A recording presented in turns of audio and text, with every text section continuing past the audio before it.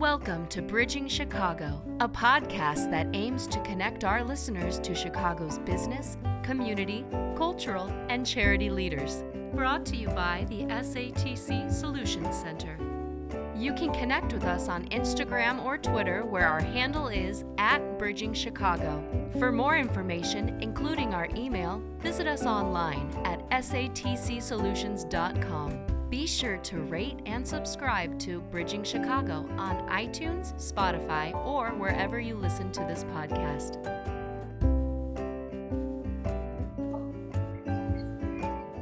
Hi, and welcome to Bridging Chicago. I'm Leona Kuhar, your host. Our guest today is Angela Mason. Angie is the Associate Vice President of Community Engagement and the Senior Director of Windy City Harvest. Windy City Harvest is Chicago Botanic Garden's urban agricultural program. Windy City Harvest offers educational programs in urban agriculture as well as job training opportunities. Their headquarters, the farm on Ogden, is located in Chicago's Longdale neighborhood. Windy City Harvest has urban gardens and farms, including rooftop farms, located throughout Chicago and the surrounding area. Angie, welcome to Bridging Chicago.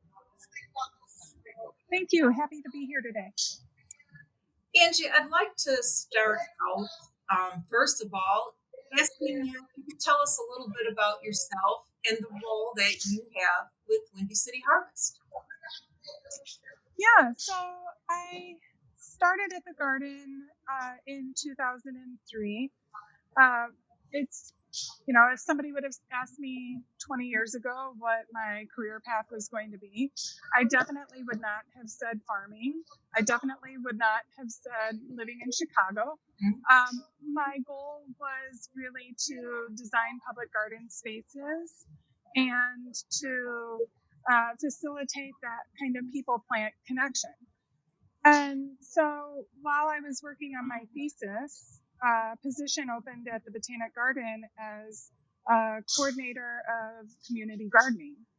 And so I looked into it and it sounded interesting and started interviewing. And in the interview process, they said, well, you're going to start a farm with teenagers and you're going to grow organically. I was like, oh, okay, great. And in the back of my head, I'm thinking, oh God, Angie, you don't like teenagers. You don't like farming. You want to be working with, plants. What is this? And so I just missed that little voice. Yeah, I just missed that little voice in the back of my head and said, let's do it.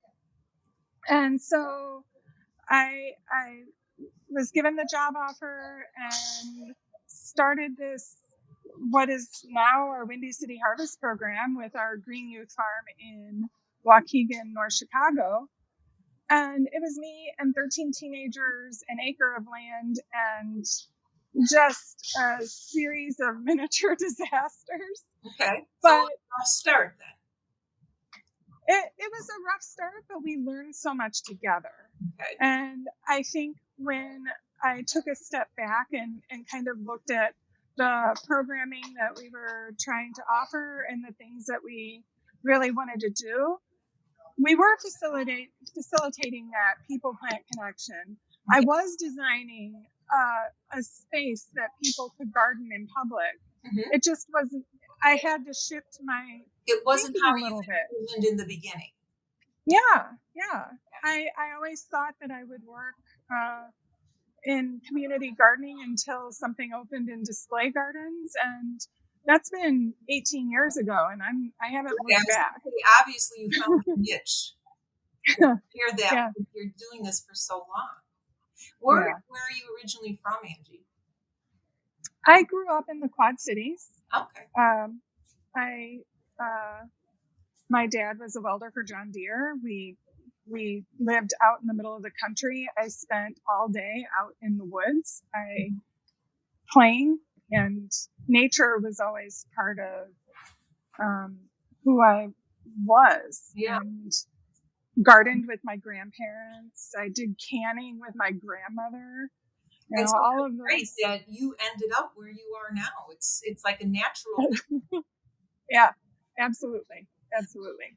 So can you tell us about some of the programs that Windy City Harvest offers? I mean, just looking at your website, it's just immense. So maybe you could touch on some of those and tell us a little bit about those programs.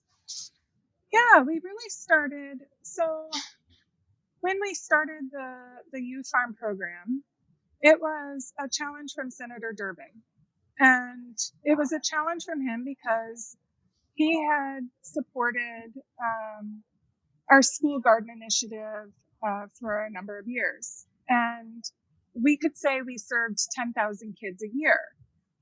But what that meant, because you garden in the summer, kids aren't in school in the summer, it meant we would go in the spring. We would put a pretty garden in with the kids. We would have a classroom out once an hour for the full day. They'd put a plant in the ground. At the end of the day, we'd be like, okay, that was fun. Good luck. So And hope for the see best. process. Right. And they didn't see the process. They didn't see success because the gardens relied on volunteers in the summer to kind of get them through the summer.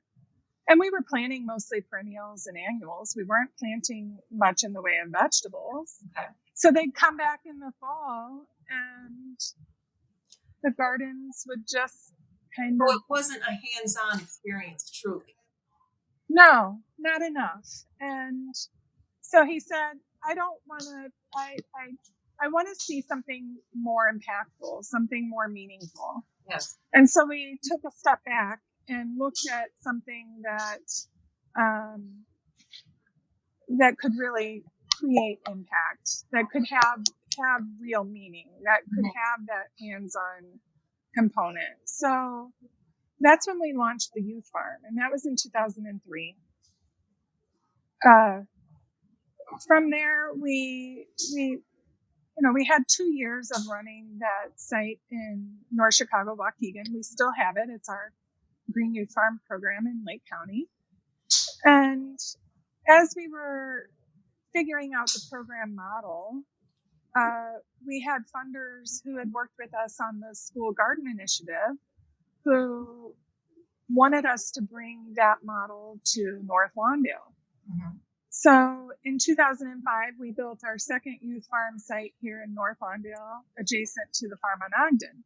Which, I'm sorry to interrupt, but I want our listeners to know that is where you are right now, recording. You're at the farm. Yes. On Ogden. Yes. Okay, so they can do a little bit of the background. Yeah, it's our headquarters now. And that kind of happened organically over the last 18 years. We put that second youth farm in. It worked as well, if not better, here in the city. And so the same funders, it was the Staines Family Foundation that supported our North Lawndale Youth Farm.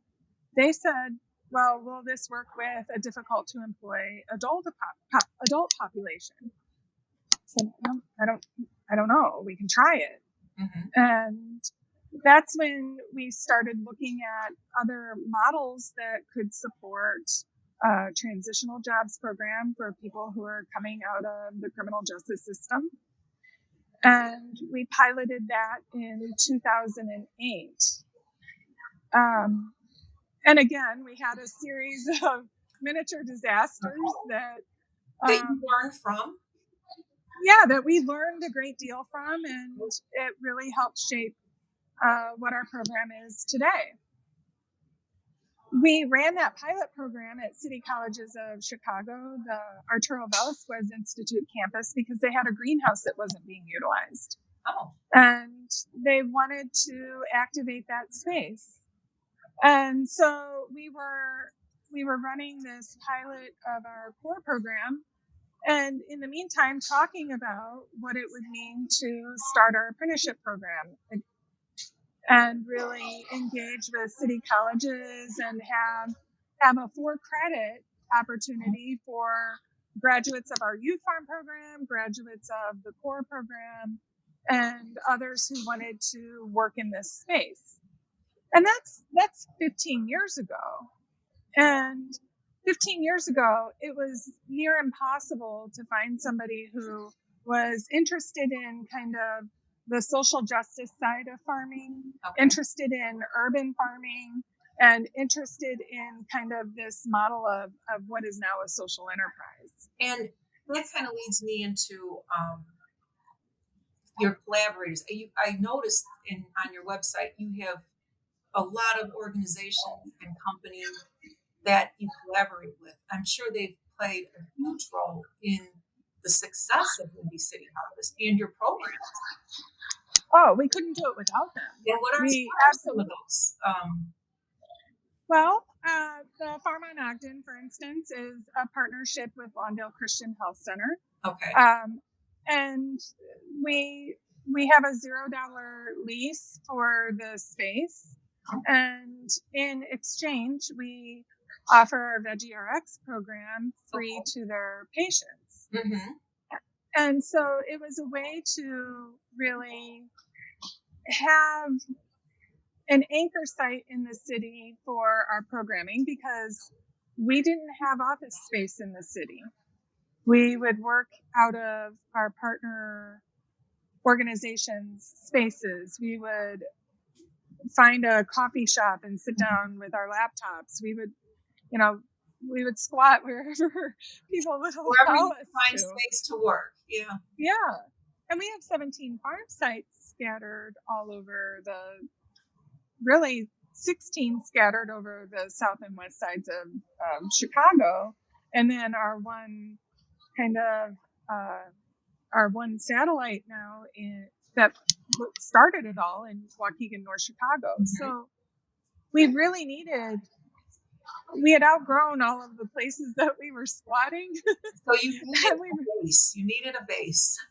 We needed a home base. Yeah. And that's, we started talking about the Farm on Ogden 10 years ago with Lawndale Christian Health Center. And that conversation evolved over time as to what we would do together, because Lawndale Christian Health Center, they serve over 50,000 unique patients a year. Mm-hmm. And a lot of their health issues are related to food and food access. So we were growing food. Place. So, absolutely. And so you mentioned the Veggie RX program. What I read a little bit about it, but I think could you share a little bit of information about that? Yeah, we have 5 healthcare provider partners, and they refer patients to us. It's part of their patients' health and wellness plan. It's for people who have diet-related disease, mm-hmm. and who are on federal benefits or eligible for federal benefits. Okay. They prescribe boxes of produce. So patients will come to one of our pickup locations. Our main one is obviously Farm on Ogden. Okay. And they have the opportunity to participate. Well, they're required to participate in a cooking demo and nutrition education class that we offer too. Mm-hmm. Okay. And the nutrition ed is part of the Chicago Partnership for Health Promotion. It's SNAP Ed. Mm-hmm. So they're learning about how to reduce sodium in your diet, how to utilize herbs for seasonings, how to take a recipe that is a comfort food and make it in a healthier way. Okay.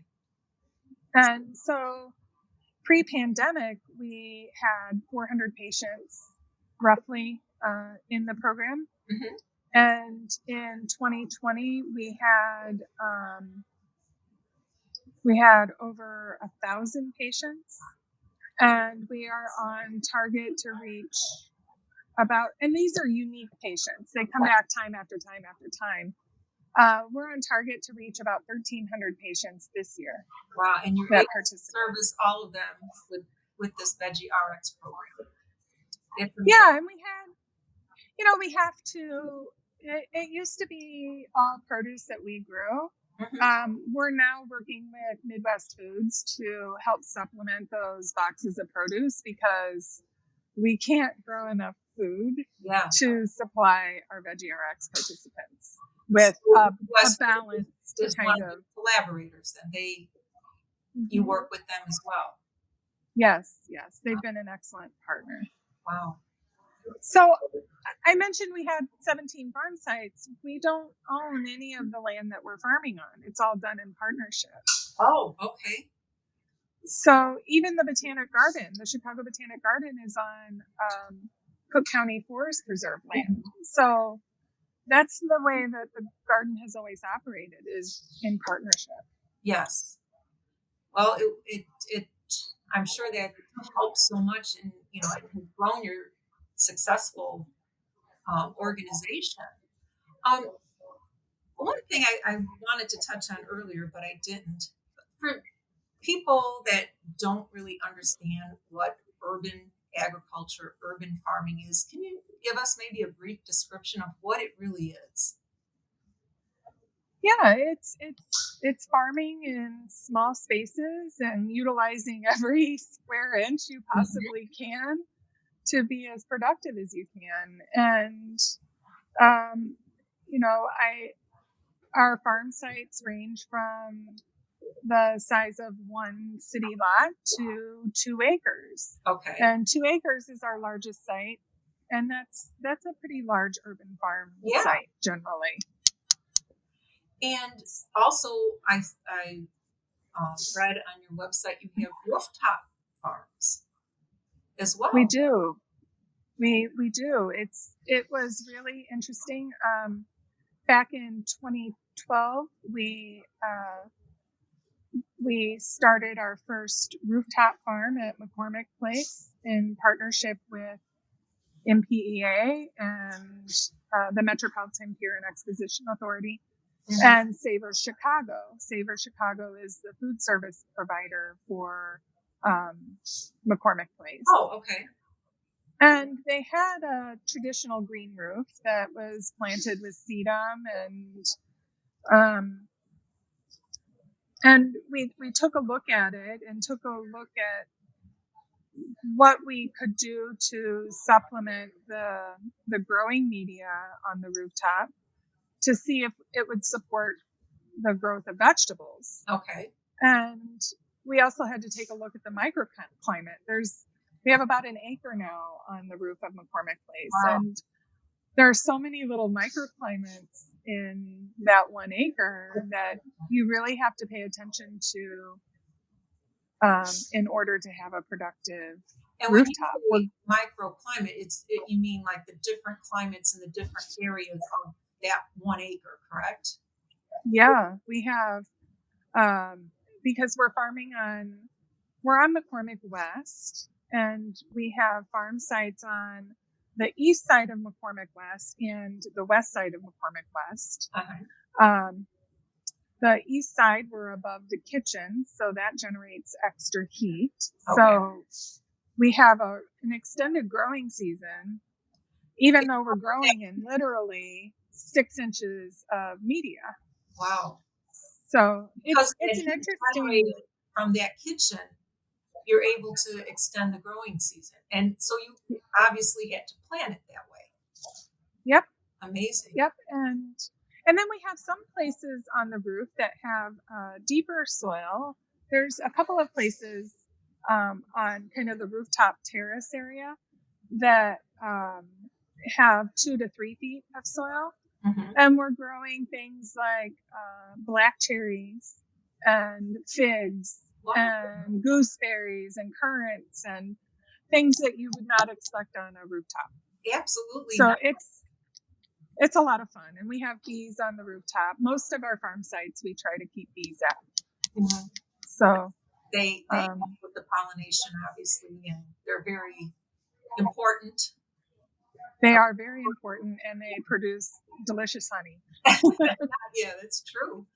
So, what are like some success stories you could tell us? I mean, everything you've said so far is absolutely successful, but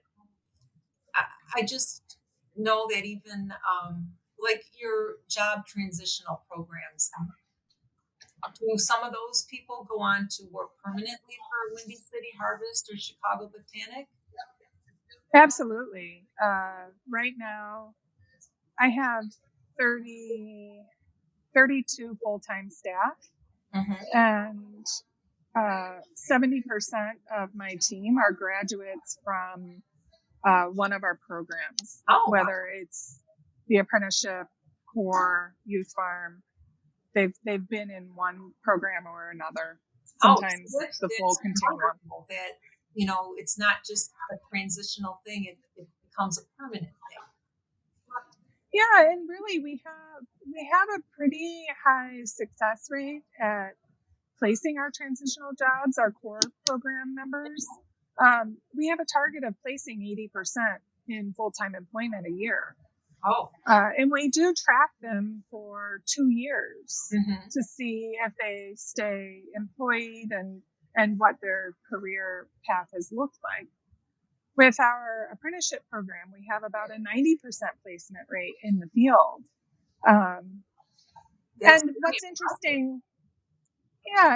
interesting with our apprenticeship program is we have 1/3 of our positions, and there's only 22 positions in our apprenticeship program a year. okay. 1/3 of those are held specifically for core graduates, Mm-hmm. so that we can Place for them to continue. if they're interested. Yeah, if they're interested in continuing. So we get roughly 6 or 7 young men and women a year from our core program that enter into the apprenticeship. Okay. And then the other third are what would be considered Workforce Investment Act, Opportunity Act eligible. So they're low income, have barriers to employment, they're re-careering, they don't have necessarily a college experience. Okay. And then 1/3 of our population is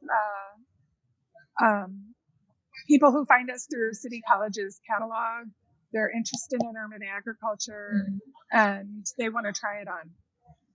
And, we get a lot of people who apply. We get over 150 applicants for that program a year for the 22 spots. Mm-hmm. And we do a work shadow day because a lot of people think that farming is sexy. Okay. But it is.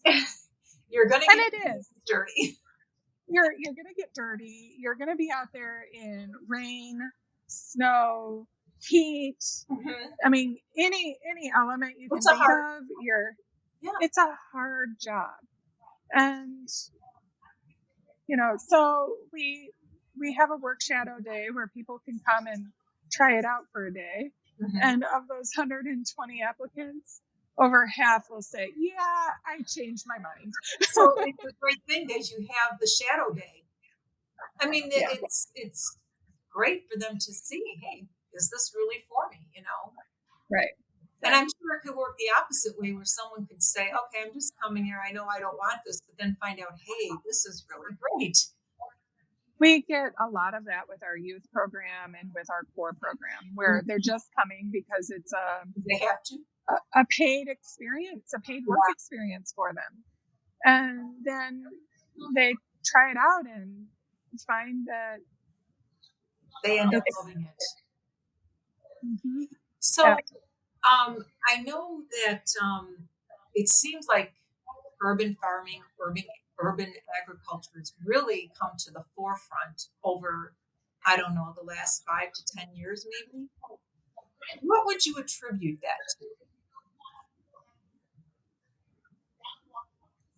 I think that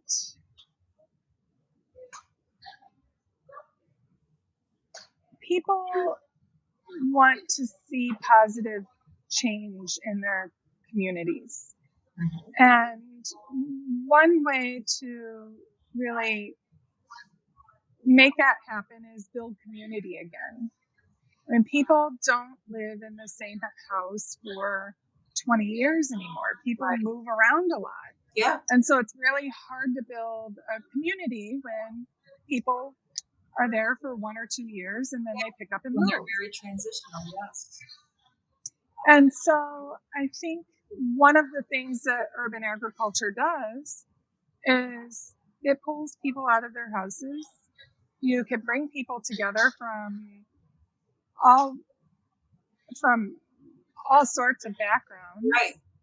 and learn about one another, learn, about different food cultures, learn about different cultures, period. And I think people are seeing that it's one of those things that brings people together. Food brings people together.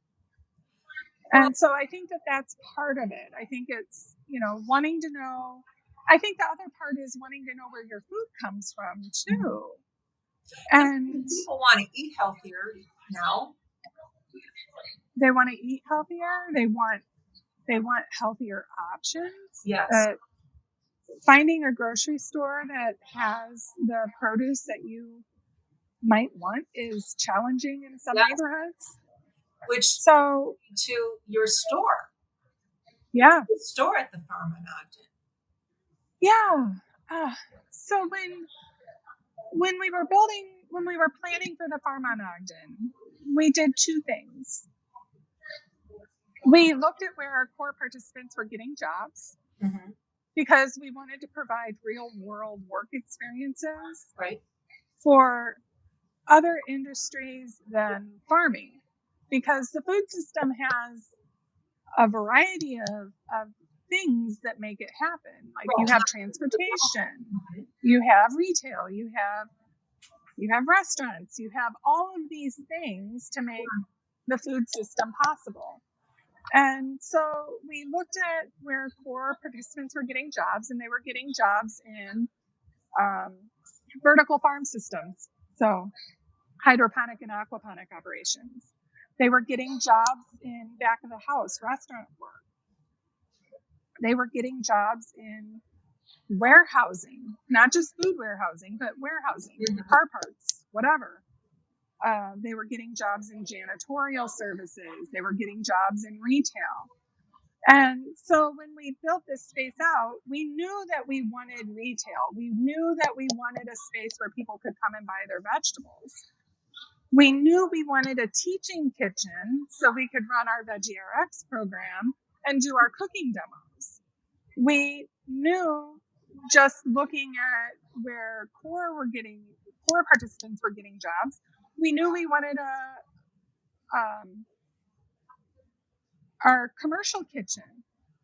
We knew that we wanted a vertical farm system. We chose to go with aquaponics because aquaponics is more complicated, more complex than hydro. And which is actually you're right behind you right now, correct? I know that before we started, you showed us, Yeah, so you can kind of see there, that's one of our raised beds.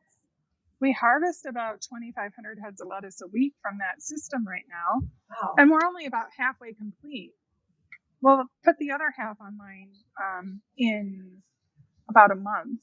And then our retail, it's not open yet. They're setting it up right now. But you can see it's just a little tiny grocery store.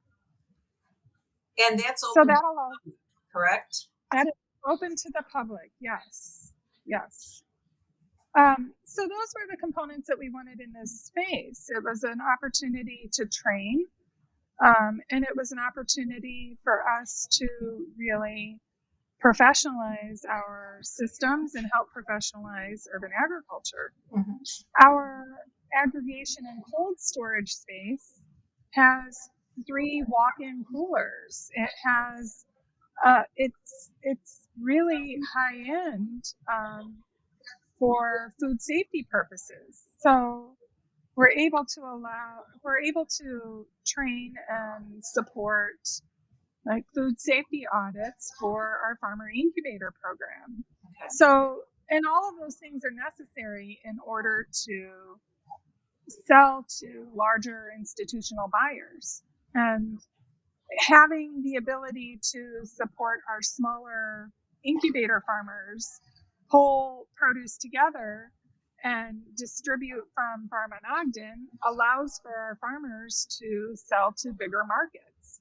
They don't have to rely on farmers markets. They can support bigger industries. Their markets, and it makes it easier for them. Absolutely. Okay. Yes. Yeah. It's So a lot going on. It is. I mean, the planning had to be just immensely just intricate. And how long has the farm been there on Ogden? How long has the... We opened in June of 2018. Okay, so relatively new. So Yeah. it is. And I'm sure that there is a lot of other, not just, there had to be a lot of companies or organizations collaborating with that to get that built, I would assume. Yeah, Midwest Foods helped us planning and outfitting the aggregation and cold storage space because it's our miniature warehouse and we're training people to go to work at Midwest Foods. Okay. We had Chef Murray with Bon Appetit. He helped us plan out our commercial kitchen, so we had all of the right equipment. So our core members who work in the kitchen, they're going to be able to walk into jobs at restaurants, not as dishwashers, but maybe they'll be on the line and be a step higher in the pay scale. We had volunteer chefs that come to teach, or do people volunteer their time? Professionals? We have a chef on staff. Okay. That helps lead some of the food safety training in the kitchen and helps develop some of our recipes for, like, we have a few jams that we sell in the store that we make in-house. We have sandwiches, salads, all sorts of little grab-and-go items. Okay. That are part of our job training. So you have seen a lot of changes in Windy City Harvest in the program since you started. It seems like it has grown, improved. It sounds like you're in a very good place right now. We are. We actually, we partnered with the U.S. Botanic Garden to develop an urban agriculture toolkit to help. I think one of the things that botanic gardens are struggling with right now is staying relevant for a younger population. Okay. And one of the things that, like you said, urban agriculture has grown. It's something that people are really interested in. And so we worked with the U.S. Botanic Garden to develop this toolkit. And we're doing trainings for botanic gardens across the world to develop parts of our training model here. We have somebody from Australia who's participating in our virtual training right now. We have a botanic garden in Alaska. We have, so it's been previous to the pre-pandemic, we did the trainings in person, but we took them virtual this year and have reached a much broader audience to help. So that you didn't let the COVID restrictions in that aspect hold you back. You did everything, those things virtual. And now that you're talking about the involvement of other countries, I read a little bit about your trip to Cuba in 2017. Can you tell us a little bit about that? What I read was just amazing. Yeah, I mean, Cuba has been at the forefront of sustainable agriculture for over 30 years, and it was born out of necessity. Mm-hmm. So when you're kind of left to figure things out, you become very resourceful, very kind of resilient. Yes. In a way. And so I toured 7 different farms across all of Cuba to see what systems they were using, see what sorts of things we might be able to utilize in our smaller urban farm sites. Yeah. And it was an information exchange, really, because there were things that I could share with the Cuban farmers that we did that were interesting or different from how they manage their farm sites. So I found it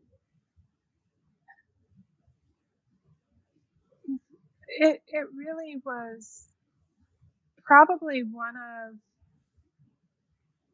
the most humbling experiences of my career. Okay. One of the farmers was collecting aluminum cans and cutting them in half and using those as pots to start transplants. One of the small farm sites that I went to was using solar power to pump water from a well to irrigate their farms. One of the community gardens was utilizing a composting toilet to fertilize their land. Now, some of this would not pass food safety standards. Right. But you thought, food for thought, it just opened your eyes to other things. It did. I think, I had a chance to consult on some rooftop farming projects in Paris. And the contrast between the farming operations in Cuba and the farming operations in Paris was just polar opposite. And the farming operations here, it just you look at the things that people do around the world, and it's amazing. But it's amazing to so see. many ideas. Yeah. By just seeing how people do things. Yeah. I came back from Paris wanting to start a mushroom operation here. So we haven't done it yet. Not yet. I'm plotting. Well, that's one of my next questions is, you do so much now. Do you have any plans for the future for new programs or different programs? Yeah, we are working with College of Lake County right now we're planning on building a Farm on Ogden style facility with College of Lake County on their Waukegan campus, their Lakeshore campus, which is really exciting. I think the other thing that we're doing next year is we're trying to slow down a little bit. Okay. And do some strategic planning to make sure that we can maintain the pace of Veggie RX. And well, that seems to be really growing from what you just said. The number of participants. It's tripled every year, and at this pace, I don't know how we'll be able to continue doing it and still having it be meaningful and have that real impact. We did this year. We received a grant from the Thayer Family Foundation to build out a database so that we can better track the progression of our participants. And it also gives us kind of a chance to use data to inform our programming, especially with VeggieRx, because we're able to track how many people are coming 10 times or more, how many are coming 50 times or more, what their change in eating habits has been, those sorts of things. Yeah. So really, and now, now you really can't track that. We were with pen and paper Okay. and entering it into Excel spreadsheets. And It's a much more efficient doing it digitally. Yes. yes, and it's going to be able to, in a sense, talk to the health center's databases to figure out if there are movements in people's wellness and kind of measuring improvements in their health and wellness. Yeah. Well, So, Windy City Harvest just seems like an all-around encompassing program. And I think it's wonderful what you've brought to Chicago, the surrounding areas, and what you offer. This has been really an informative podcast. I loved every bit of information you shared with us, and we'd love to be able to expand on this at another time. So hopefully we can do so. yes, absolutely. Yeah. Come for a tour. We would love to do that. But thank you so much for joining us today, Angie. Thanks for listening to this episode of Bridging Chicago, as produced by the SATC Solutions Center. Nothing contained in this podcast shall constitute financial, investment, legal, and/or professional advice. No professional relationship of any kind is created between you and the podcast host or guest. You are urged to speak with your financial, investment, or legal advisors before making any investment or legal decisions. Furthermore, the opinions expressed in this podcast are not necessarily the opinions of SATC Solutions Center, SATC Law, or any of its employees. This podcast is created by the hosts and guests' individual capacities. All opinions on this podcast are or have been rendered based on specific facts, under certain conditions, and are subject to certain assumptions and may not and should not be used or relied upon for any other purpose, including but not limited to, or use in or in connection with any investment purposes or legal proceeding.